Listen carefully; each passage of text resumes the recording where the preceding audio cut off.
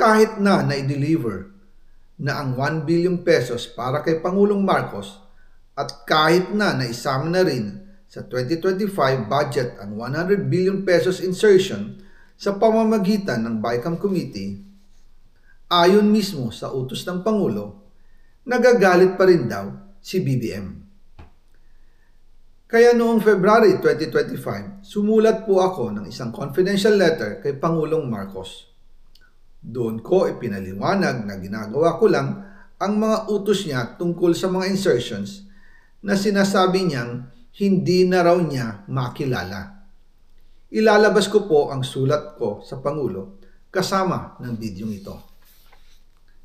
Si Yusek Jojo Cadiz ang nag-ayos ng aming meeting noong March 2025 sa 1201 Aguado Street, tapat ng Malacanang, Gate 4. Pero sa halip na kumalma ang Pangulo, lalos lang siyang nagalit. Sa halip na itanggi o linawin niya ang tungkol sa 100 billion insertion, pinagsabihan niya kami ni dating Speaker Romualdez at sa akin mismo, diretsahan niyang sinabi, "Huwag mo akong pigilan sa mga insertions ko.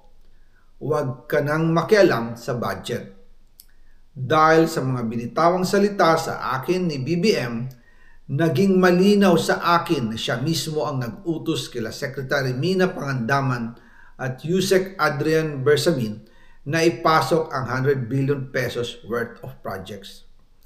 Kaya kung hindi talaga totoo na galing sa Pangulo ang utos, bakit hindi niya agad tinanggal noon pa sina Secretary Mina Pangandaman at Undersecretary Adrian Bersamin nang pinaalam ko sa kanya ang 100 billion insertions sa pamamagitan ng sulat?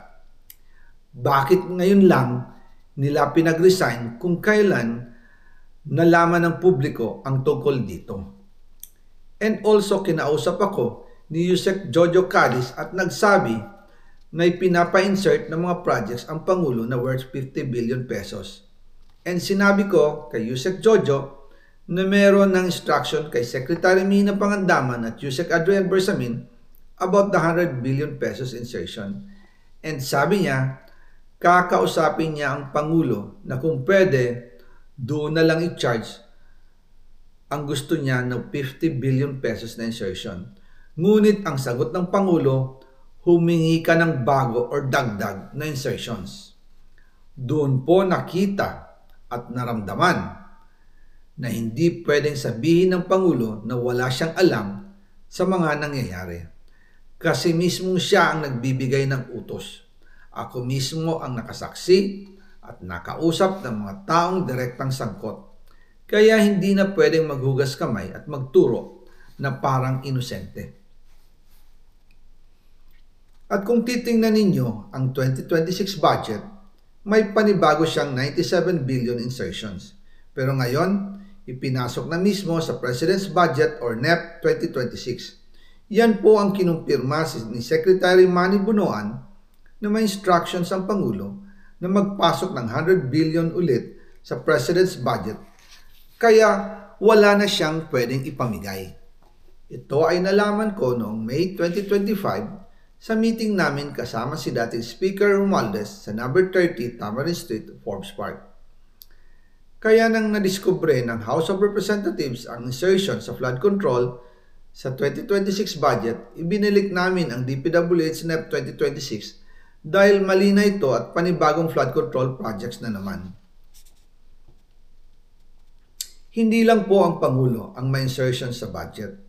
Pati po si Congressman Sandro Marcos, meron din pong pinapasok taon-taon. Noong 2023, may 9.636 billion pesos. Noong 2024, 20.174 billion pesos. At nitong 2025, 21.127 billion pesos. Lahat-lahat, ang kabuuan ay 50.938 billion pesos. At bawat taon po, sa tuwing dumarating ang BICAM budget process, lagi po may utos si Congressman Sandro na ipasok ang mga proyekto niya. Nalaman ko na lang sa mga contractor na galit siya sa akin nung pinag-uusapan na ang 2025 GAA budget. Ang sabi daw niya, ipatatagal ako at magpa-file ng maraming kaso laban sa akin. Kasi kulang ng 8 billion pesos yung insertion na gusto niyang ipasok.